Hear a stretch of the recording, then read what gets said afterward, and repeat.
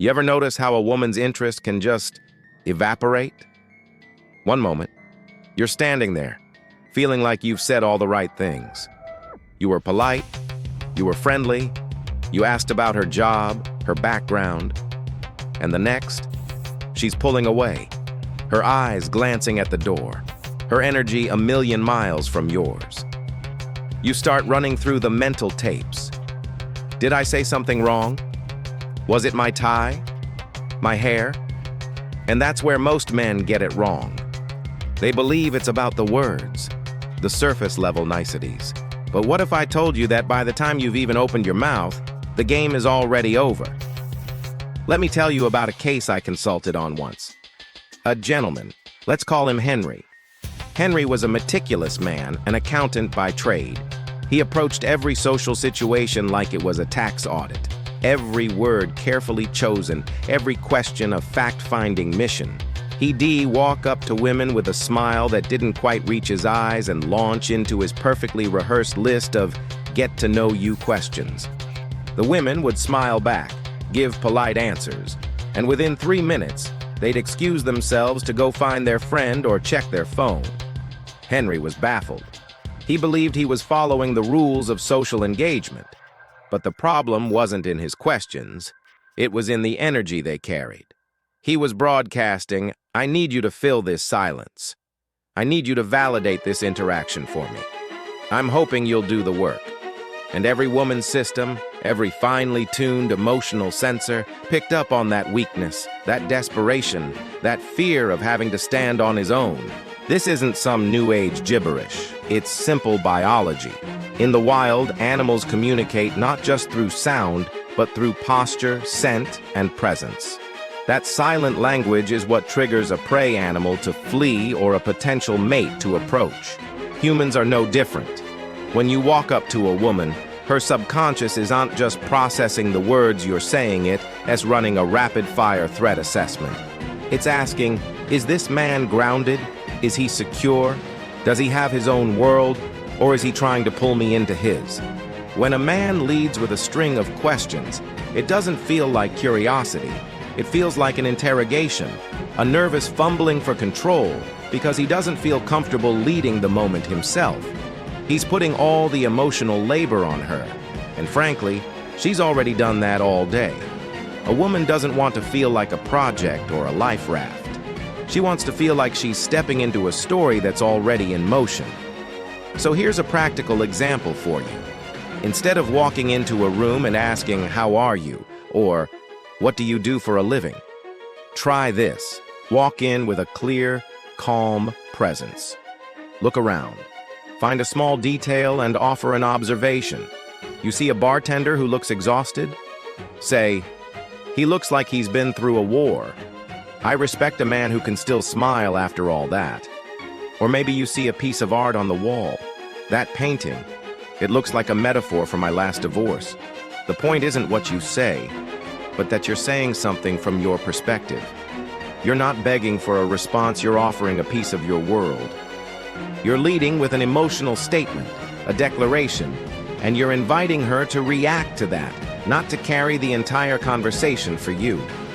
Have you ever considered how your own nervous energy might be the very thing pushing people away before you even say a word? And what small declarative statements could you use today to start a conversation instead of a question? When you're not leading with questions, you're not chasing her approval. You're demonstrating a quiet confidence that says, "This is who I am. This is what I see. You can join me in this moment, or not. Either way, my world continues." That's the energy of a man who is secure in himself. It's the energy of a man who makes her feel not just safe, but curious. It's the energy that makes her lean in, because she senses something different, something authentic, and something deeply magnetic. It's the difference between being a boat adrift and being a lighthouse. It's not about the words, gentlemen. It's about the current. Most men are taught that asking questions is the right way to engage. We're told it's polite, that it shows you're interested. And from a strictly logical standpoint, that's not wrong. But we're not talking about a job interview here. We're talking about attraction. which doesn't operate on logic. It operates on a different kind of truth. When you lead with, "What do you do? Where are you from?" you're not just asking for information, you're sending a signal. And that signal, more often than not, says, "I don't have anything of my own to bring to this moment, so I'm hoping you'll give me something to work with." I had a client once, a young man named Marcus, who was an absolute whiz with computers. Brilliant mind, but socially he was a ghost. He came to me after a particularly painful series of dates where he felt like he was just a human questionnaire. He'd ask questions, the women would answer, and then silence. He was frustrated, thinking there was something fundamentally wrong with him. I told him the problem wasn't what he was asking, but what he wasn't doing. He wasn't bringing any energy to the table. He was acting like a tourist in her world, hoping she'd be a good tour guide. I showed him how to shift his mindset from "what can I get from this conversation" to "what can I create in this moment." It's a subtle but monumental shift. Think of it like this. Your brain, every single cell, is constantly looking for novel stimuli, for things that surprise and delight it. This is why we like new music, travel, and suspenseful movies. It's the same with human interaction. When a woman hears the same old questions she's heard 100 times before, her brain registers it as background noise. It's predictable. It's safe. It's boring. There's no emotional tension, no spark of curiosity, no sense of stepping into the unknown. But when you lead with a declaration, a thought, an observation, you're presenting her with something new. You're giving her a small glimpse into your unique world, and that unpredictability is what triggers the brain's reward system. It makes her think, what else is this guy about? Here's the practical application. Instead of the classic, "How's your night going?" try something more declarative, even if it's a little playful. You're at a coffee shop and you see her with a massive pile of books. You could say, "I'm not sure if you're a student or a librarian planning a hostile takeover, but either way, I'm impressed." Or if she's wearing an interesting piece of jewelry, "I have to know the story behind that ring. It looks like it could have been a secret decoder from a spy novel." See the difference? You're not begging for information. You're painting a picture, creating a mood, and inviting her to step into that world with you. You're giving her an emotional choice, to laugh, to be intrigued, to share something of her own. It's an invitation, not a demand. So ask yourself, are your questions a way of genuinely exploring someone, or are they a shield you're using because you're afraid to reveal yourself? Because when you lead with a declaration, you're doing something far more powerful than being polite. You're being authentic. And that quiet confidence is what truly separates you from the crowd. Now, let's talk about the moment that really separates the men from the boys, the disagreement. You've managed to lead with confidence, you've offered a glimpse into your world, and she's responding positively. The conversation has a pulse. Then she says something that clashes with your opinion. Maybe you mentioned you love a certain band and she says, "Oh, I can't stand them. They're so overrated." This is the critical juncture. The average man, the one who's still operating from a place of fear and a need for approval, does one of two things. He either panics and immediately agrees, "Yeah, you know what, I guess you're right. They're not that great," or he gets defensive, trying to argue his point and prove her wrong. Both of these are cardinal sins. I saw this play out with a young man I mentored, an up-and-coming lawyer named Leo. He was sharp, articulate, and knew how to win a legal argument. But with women, he was a disaster. The moment a woman disagreed with him on something trivial, he'd either fold like a cheap suit to win her favor, or he'd launch into a full-scale debate, complete with citations. He was treating the woman like a jury, and she just wanted a partner in a conversation. I had to teach him that tension isn't a bad thing. It's not a sign that you're losing it, it's a sign that you're both engaged enough to have real opinions. The problem with simply agreeing with her is that you're telling her without words that your opinion doesn't matter. You're showing her that you'll abandon your own truth just to be liked, and that, my friends, is the fastest way to lose respect. The human brain is a fascinating thing. It's wired to seek out patterns and predict outcomes. When a conversation is all smooth sailing, all agreement and niceties, it becomes predictable. It becomes forgettable. But when you introduce a little tension, not aggression, mind you, but a small, playful friction, you introduce unpredictability. This is what creates emotional memory. Think about the most memorable scenes in movies. They're rarely the calm, happy ones. They're the scenes with conflict, with unexpected twists, with emotional stakes. That's the tension we're talking about here. It's the emotional spark that makes the interaction feel real and vibrant. So, how do you handle it? When she says, "I hate that band," you don't back down. You don't argue. You just stay grounded in your own reality. You can smile and say, "Wow, okay, that's a strong take. What is it about them that makes you so passionate?" Or maybe, "That's a shame. I always thought their music was perfect for driving with the windows down, but now I'll have to reconsider my life choices." See the difference? You're not trying to win. You're acknowledging her opinion, but you're not giving up your own. You're using the tension as a bridge to a deeper, more interesting conversation. You're showing her that a difference of opinion doesn't shake you. You are your own man. Have you ever considered how many opportunities for real connection you've lost by being afraid of a little friction? What small, confident statement could you use next time you encounter a disagreement to keep the conversation going without giving up your ground? Let's delve a little deeper into the root of this behavior.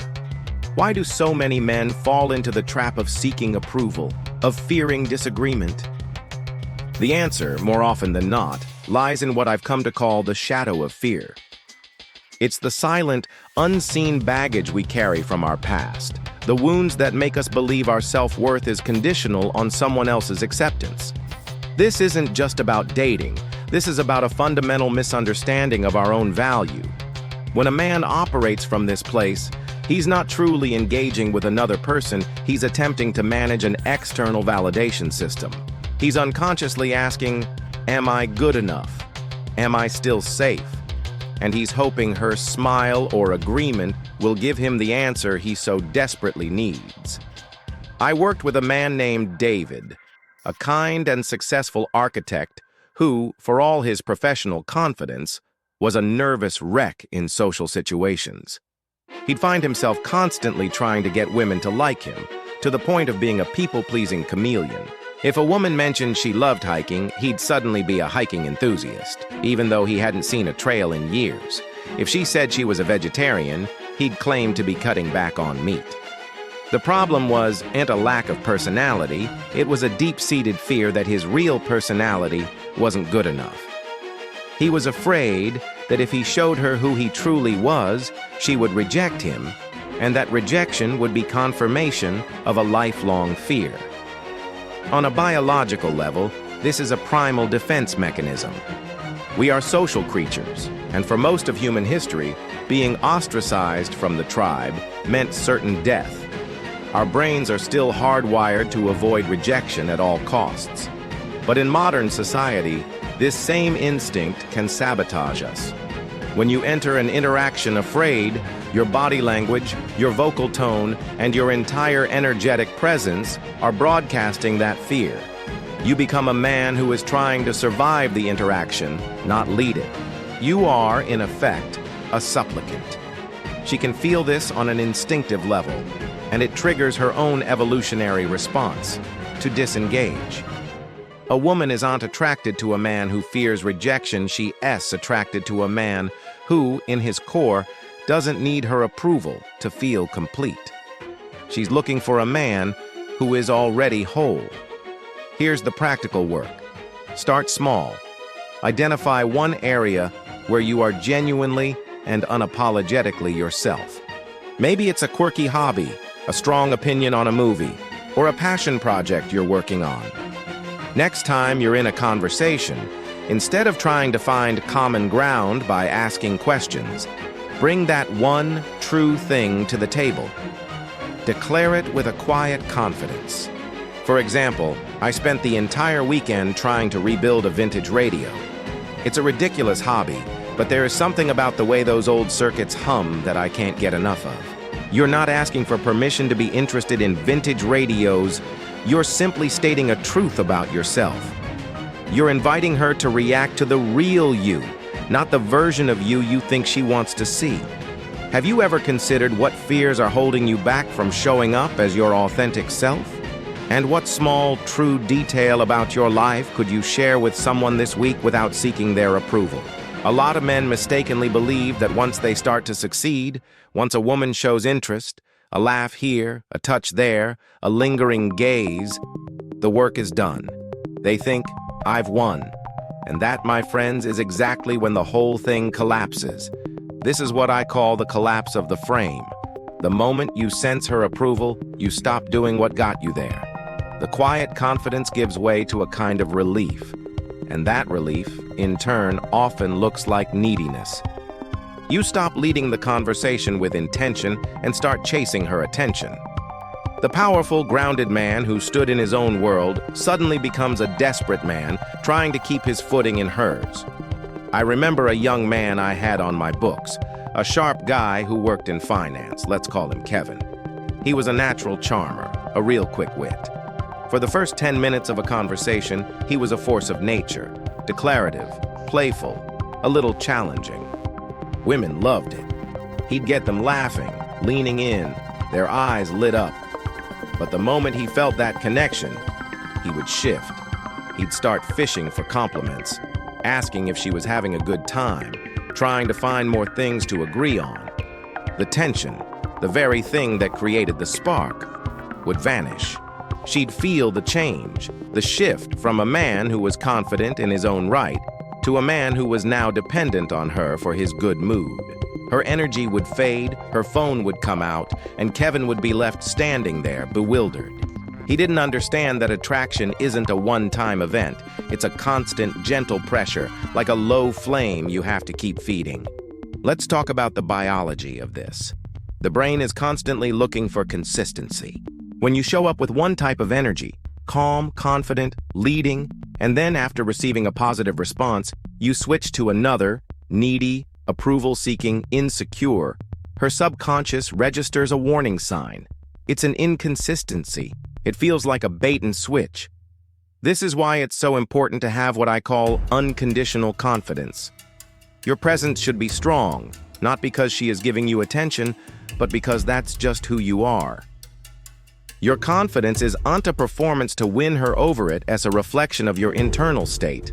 And when you maintain that state, regardless of whether she laughs or disagrees, you're broadcasting a rare kind of stability. Here's the practical remedy for this. The moment you feel yourself getting comfortable, getting a little too dependent on her reaction, do the opposite. Instead of asking another question to keep her engaged, make another confident, declarative statement. You could say, "You know, this conversation is a real surprise. I didn't think I'd be talking about quantum physics at a bar tonight." Or, if you're feeling the vibe, you can use the tension to your advantage. A little bit of playful, grounded teasing. You've got that look on your face that says you're trying to figure out my secrets. It's not going to work, by the way. You're not being mean. You're simply re-establishing the confident, playful dynamic that worked in the first place. This is about staying present, not collapsing into comfort. When you start to succeed, do you find yourself relaxing your presence and becoming more dependent on her approval? How can you train yourself to see her positive reactions, not as an end goal, but as a cue to lean in further with your grounded presence? And all of this isn't about clever tricks or memorizing lines. It's not about being the funniest guy in the room or having the perfect comeback for every situation. It's something far more foundational. It's about becoming the man she craves, not because you're performing, because you are already a complete, unshakable entity on your own. It's about your presence, the way you hold yourself. Quiet, calm energy that says, "I don't need your approval to feel good about myself, but I would be interested in getting to know you." The difference between being a supplicant and a man who is already living a life that she would want to be a part of. I'll tell you about a case that stuck with me, not because of the crime, but because of the man at the center of it. And a criminal, he was the key witness. Grizzled old jazz musician, He wasn't particularly handsome, his clothes were well worn, and he didn't have a lot of money. Walked into a room, every head turned. Spoke, it was with a quiet, certain authority. And intently, not to figure out his next line, but because he was genuinely present. Deep, unwavering self-respect that you could feel. Energy that said, I've been through things, I know who I am, and I don't need anyone to tell me my worth. All women of all ages respond to that energy in a way that no polished speech or expensive suit could ever command. Living embodiment of a man who did not chase approval, he was simply the source of his own peace. The science behind this is fascinating. Brains are hardwired to respond to emotional authenticity. When you are truly grounded and self-sufficient, your nervous system is calm, operating from a place of stress or anxiety. Trying to manage a situation, you are simply being in it. Calmness, that unshakable presence, is an incredibly rare signal to broadcast in a world filled with nervous energy. You stand out. It makes her feel safe, not because you are agreeing with her. You are so comfortable in your own skin that your presence is a stable island in an unstable world. Not looking for a man who agrees with her, she's looking for a man who is his own man and who can still be open to her world. Here is your final task. Stop thinking about how to talk to women. Stop thinking about how to be a man worth talking to. Complete shift in perspective. You're not looking for a script, you're cultivating a reality. On your purpose, your passions, your life outside of this one interaction. Walk into a room, walk in with the assumption that you already have something valuable to offer, not what you're going to say, but because of who you are. With that calm confidence, that quiet certainty, and that genuine curiosity that comes from a place of not needing anything from her. When you do that, when she feels your strength without arrogance and your interest without need, she will feel something real that other men can't fake. And that, my friends, is the man she craves. The man who stays in her memory. That is the man you're here to become.